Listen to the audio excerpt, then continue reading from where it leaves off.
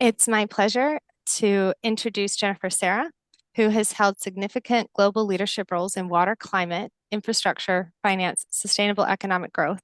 And these roles include the Global Director for Climate Change and Global Director of the Water Global Practice at the World Bank. She started out as a young engineer developing water and sanitation solutions in the US Navajo and as a Peace Corps volunteer in Liberia. Her experiences blend her belief in the importance of communities and living in harmony with the natural environment and her experience in international policies and programs aiming to invest aligning with the goals of the Paris Agreement. So over to you, Jennifer. Well, thank you very much. I'm actually really delighted to be here. Um, First event of the year on a topic I really, really care about. And great to see those who have joined. And thank you for answering the poll. Hopefully, at the end of this conversation, we might all understand and believe that water and climate are inseparable. So every time we wake up in the morning and get out of bed, we have to be thinking about both together as an integrated into everything that we do. I'm really honored to be here because I care deeply about water, as Catherine said in the opening presentation. But I really, really care about women in water and women networking. I've been very grateful throughout my life to have a lot of women as mentors and be able to also be um, a mentor to other women. And the other thing is, in the last 3 years, I jumped over to climate, as Catherine mentioned. I spent my career at the World Bank. We're only allowed to stay 4 years in one position. I was a global director for water, and after 8 years, they kicked me out. I survived 8 years instead of four, and I said, fine, then let me go to climate, because the climate people don't talk about water or care about water. So if we go to the first slide, what I want to do in this presentation is I just have 5 slides. Next slide, please. And what I want to do is, I know that we see every day when we get out of bed, we hear about climate impacts in our lives. Um, and we know that climate change is basically fundamentally a water story. And we see that every single day people are getting impacted by climate change. We are individually as well. And we've always been talking about having too much water, too little water, or water that is too polluted. And the too polluted water is not just pollution that we see, but it's also temperature pollution. And then what we see is, why is the 5 key impacts of climate? What are the 5 key mega impacts of climate change on water? Well, first of all, let's look at the water cycle variability. And water, when the air gets warmer, uh, the warmer air actually supercharges the water cycle. For every degree, 1 degree Celsius of warming, the atmosphere is able to hold about 7% more water vapor. So as the air gets water, there's more vapor in the air, and this extra moisture feeds heavier rainstorms. And so we know since the 1950s, heavy rainfall events have intensified in many regions, and now we have 700 million people living in areas where the wettest days have become even wetter. And then at the same time, the flip side is, many places are seeing longer dry spells. And scientists describe this as the wet gets wetter, the dry gets drier. And so, as such, the second point about the key impacts of climate on water is that water scarcity is already affecting half of humanity. There's 4 billion people who experience severe water scarcity at least part of the year, and 2 or 3 billion people have water shortages for at least 1 month annually. And that, of course, threatens their health, their daily lives, food security, energy production. And urban water stress is projected to double in the next few years. Now, climate change drives this in several ways. It shifts rainfall patterns, it gives higher evaporation as temperatures rise, and it also disrupts groundwater recharge. And so satellite data shows how continents are drying, with dry areas expanding every year and groundwater depletion now a major contributor to sea level rise. We don't always think about the relationship between groundwater and sea level rise, but the water cycle is one integrated cycle. Now, the third way that climate impacts water is that water-related disasters dominate all of climate impacts.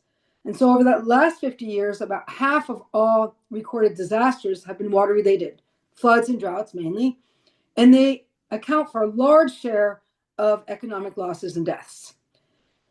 And as I mentioned, in many regions, floods are becoming more frequent and more damaging as extreme rainfall interacts with aging infrastructure and expanding developments in floodplains. So people are living in places that are really dangerous to live. They shouldn't be living there.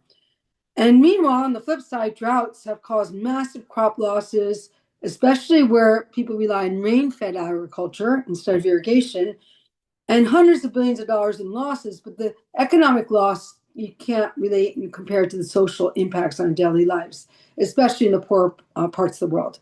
And so projections show that higher levels of warming, flood damages continue to increase. So it's not just they have more floods, but they're more damaging as the world gets warmer.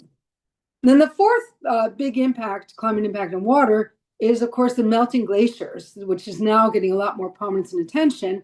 And this is putting water security at risk for more than 2 billion people.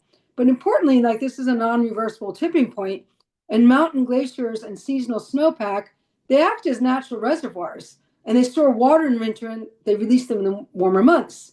But in recent decades, as the glaciers worldwide have been losing hundreds of billions of tons of ice each year, there's no more storage. It's affecting year round. And so many river systems have already passed the peak water, meaning that meltwater flows have peaked and will now decline as glaciers shrink. And by the end of the century, between a quarter and 2/5 of global glacier mass could be lost, depending on how much more we end up warming the planet. And finally, let's not forget, I see Sarah Davidson here, freshwater ecosystems and species that depend on them are under severe stress. Lakes, rivers, wetlands, streams cover a tiny, tiny fraction of the Earth's surface, but support a huge amount of our global biodiversity. And climate change is warming waters, it's altering flows, it's increasing the frequency of harmful blooms, algae blooms, all of which damage aquatic life. And then as these ecosystems degrade, we lose not only the species, but also vital services because of the clean drinking water, natural flood protection, fisheries, cultural values. So in sum, water sits at the heart of the climate crisis. Every fraction of a degree of warming makes floods more intense, droughts more frequent, glaciers less reliable, and ecosystems less fragile. Let's go to the next slide. Now, if you jump over to climate negotiators, do the climate people talk about water? And so it was interesting 3 years ago when I went from the world of water, where we talk about climate, and I went to the world of climate. And, and I was really trying to understand how climate people think about the world, and do they actually think about water? And water is not necessarily top of their agenda because really they're very, very much thinking quite a bit about climate negotiations. And I'm talking about the global, at the global level, and especially the countries, because the most important climate event each year is the COP, right? Which is the United Nations called Conference of Parties. That's what COP stand for. And it's to negotiate how the world will tackle climate change together. And in Paris in 2015 was one of the most significant COPs because there was an agreement called the Paris Agreement, where it was agreed 3 basic buckets of what the world is going to do to act together. One is on mitigation, on reducing emissions. The second is on adaptation. And the third is on finance and means of implementation. How do we pull this all together? Now, when the Paris Agreement was adopted in 2015, 10 years ago, it is the most ambitious global climate accord. It commits 195 countries, and unfortunately it might be 194 now if we have the US leaving, to limiting global temperature rise to well below 2 degrees centigrade, and preferably to 1.5 degrees compared to pre-industrial levels. And this legally binding treaty replaced the Kyoto Protocol that many of you might know and established a framework requiring countries to regularly report emissions and progress. So therefore, the Paris Agreement introduced transparency mechanisms and requires developed nations to provide financial support to developing countries for climate action. Unlike earlier agreements, the Paris framework allows countries flexibility in how they achieve targets while maintaining accountability through independent verification and reporting. And then nationally determined contributions, NDCs, are the backbone of the Paris implementation. So each country submits its own climate action plan outlining specific emission reduction targets, timelines, and strategies. And of course, now NDCs cover renewable energy expansion, energy efficiency improvements, forest protection, transportation sector reform, industrial change processes, the big emitting sectors.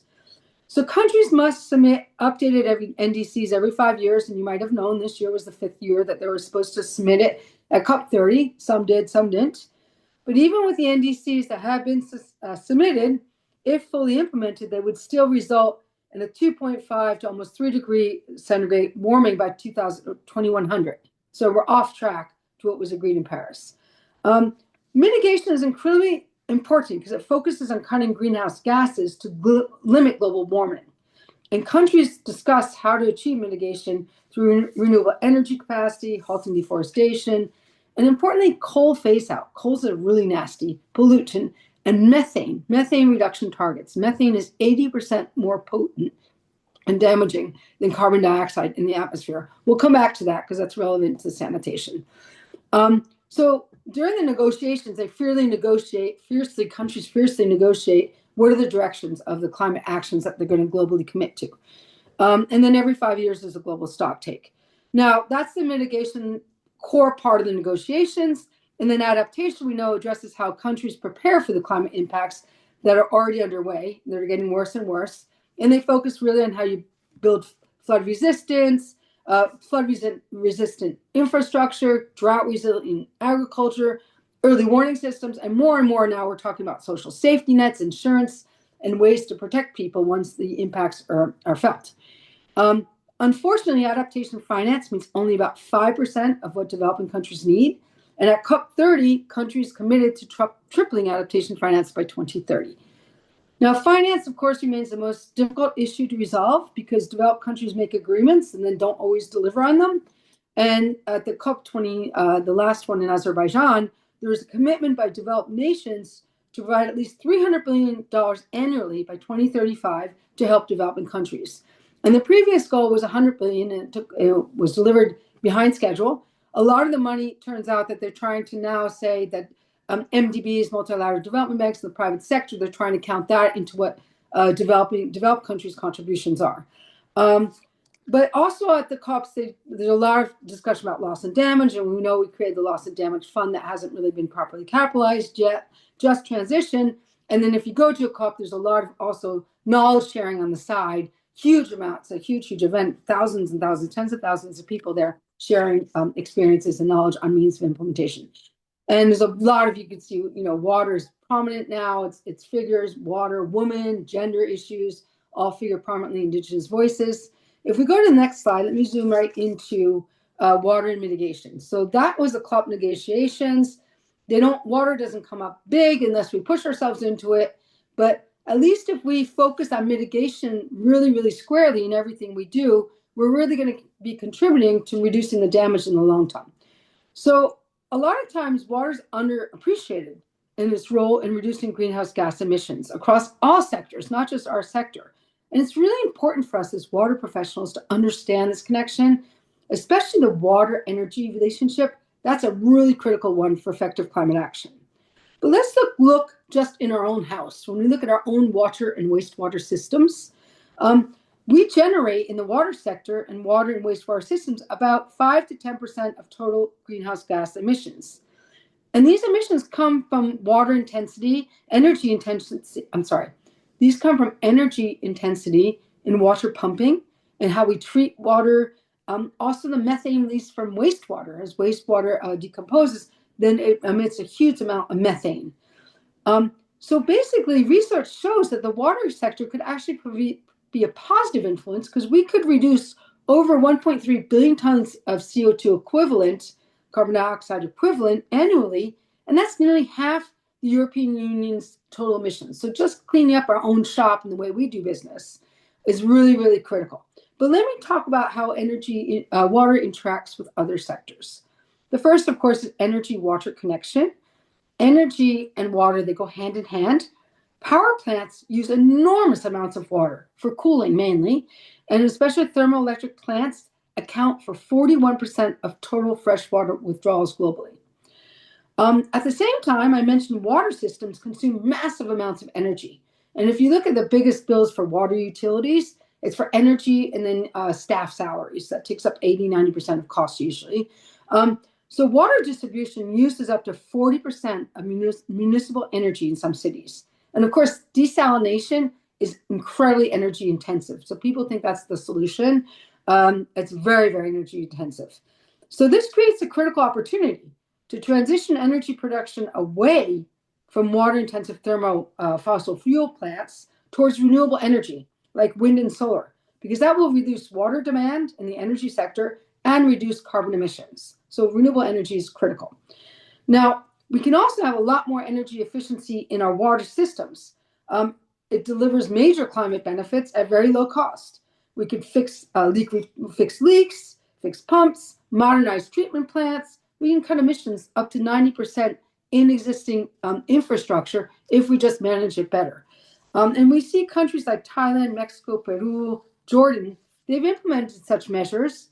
And if you look at the mitigation equivalent, and just in the water systems, we did a study at the World Bank, and it's equivalent to planting 50,000 trees annually. So reducing waste, improving efficiency, and moving over to renewable energy is really a great way to eliminate fossil fuel dependence entirely, or reducing it dramatically, but reducing emissions.